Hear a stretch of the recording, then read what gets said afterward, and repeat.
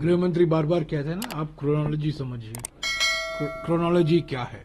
कल 10 तारीख को कांग्रेस पार्टी द्वारा एक अविश्वास प्रस्ताव लाया जा रहा था विधानसभा में, मणिपुर की विधानसभा में। उनको जान गए कि बहुमत उनके पास नहीं है, अविश्वास प्रस्ताव पारित होगा और उनको इस्तीफा देना पड़ेगा। तो इसलिए आज ही उन्होंने इस्तीफा दे दी। पिछले 20 महीने से हमारे फ्रीक्वेंट फ्लायर प्रधानमंत्री दुनिया भर का दौरा करते रहते हैं। कल फ्रांस और अमेरिका जाएंगे, पर मणिपुर को नहीं गए हैं। गृह मंत्री बिल्कुल असफल हुए हैं, असमर्थ हुए हैं। इस्तीफा तो गृह मंत्री को देना चाहिए और प्रधानमंत्री को फौरन मणिपुर का दौरा करना चाहिए। गृह मंत्री बार बार कहते हैं ना, आप क्रोनोलॉजी समझिए। क्रोनोलॉजी क्या है? कल 10 तारीख को कांग्रेस पार्टी द्वारा एक अविश्वास प्रस्ताव लाया जा रहा था विधानसभा में, मणिपुर की विधानसभा में। कई दिनों से बात चल रही थी, पर नोटिस कल का था।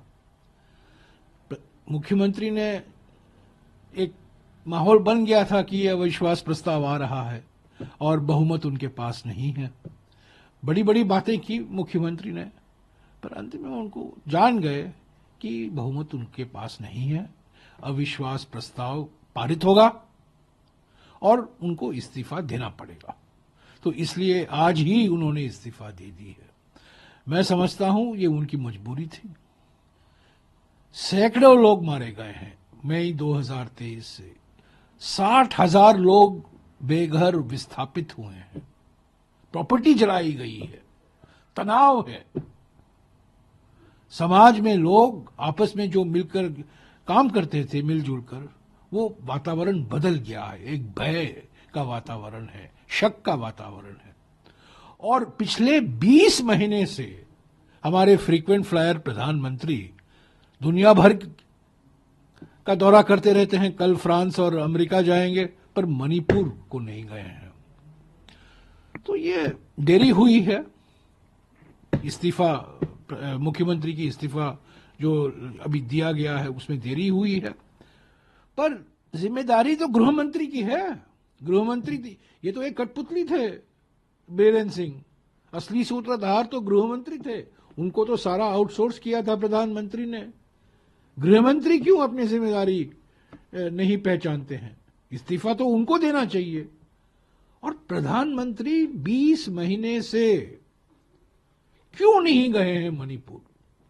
सब देशों, दुनिया भर का भ्रमण कर रहे हैं, हर राज्य में जा रहे हैं, चुनावी प्रचार कर रहे हैं, उद्घाटन कर रहे हैं, इनॉग्रेशन कर रहे हैं, पर मणिपुर नहीं गए हैं। और अभी अभी मैंने पढ़ा 20 तारीख को, यानी कि फरवरी 20 को वो गुवाहाटी जाने वाले हैं। गुवाहाटी से इम्फाल तो आधे घंटे का बिल्कुल प्लेन राइड है प्राइम मिनिस्टर के जहाज में। वो मणिपुर क्यों नहीं जाते?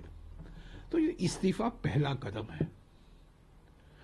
मणिपुर में स्थिति इतनी बिगड़ गई है कि मैं नहीं समझता हूं कि एक नया मुख्यमंत्री आने से कोई फर्क पड़ेगा। सवाल ये है कि इतनी भारी बहुमत मिलने के बाद भी फरवरी 2023 को जनादेश मिला था बीजेपी और उनके सहयोगी दलों को, एनडीए को, भारी बहुमत, प्रचंड बहुमत। पर उसके बावजूद 15 यानी कि फरवरी 2022 को जब चुनाव हुआ था, 15 महीने के अंदर मणिपुर जलने लगा। क्यों? कारण क्या है? तो ये मौलिक कारण देखने की जरूरत है। प्रधानमंत्री ने अपनी जिम्मेदारी कबूल नहीं की है। गृह मंत्री बिल्कुल असफल हुए हैं, असमर्थ हुए हैं। इस्तीफा तो गृह मंत्री को देना चाहिए और प्रधानमंत्री को फौरन मणिपुर का दौरा करना चाहिए। मणिपुर में जाएं, लोगों से मिले, अलग अलग राजनीतिक दलों से मिले, बातचीत करें, नागरिक संस्थाओं से बातचीत करें, एक संकेत दें कि वो चिंतित हैं। और मणिपुर को बार बार कहते हैं डबल इंजन सरकार, डबल इंजन सरकार। वहां तो कोई इंजन नहीं है, केंद्र का इंजन भी नहीं है और राज्य सरकार का भी इंजन नहीं है। तो आप लोग समझते हैं विपक्ष की एक जो मांग थी उसकी एक थोड़ी सी पहली जीत आप नहीं, ये तो 20 महीने पहले से हम ये मांग कर रहे हैं। मई 2023 से मैंने खुद मांग की है कि मुख्यमंत्री को इस्तीफा देना चाहिए, जरूरी है। जब तक ये मुख्यमंत्री रहेंगे कोई परिवर्तन नहीं आएगा, कोई बदलाव नहीं आएगा, कोई गुंजाइश नहीं है। तो ये मांग हम करते आ रहे हैं। सुप्रीम कोर्ट ने कहा है कॉन्स्टिट्यूशनल मशीनरी बिगड़ गया है।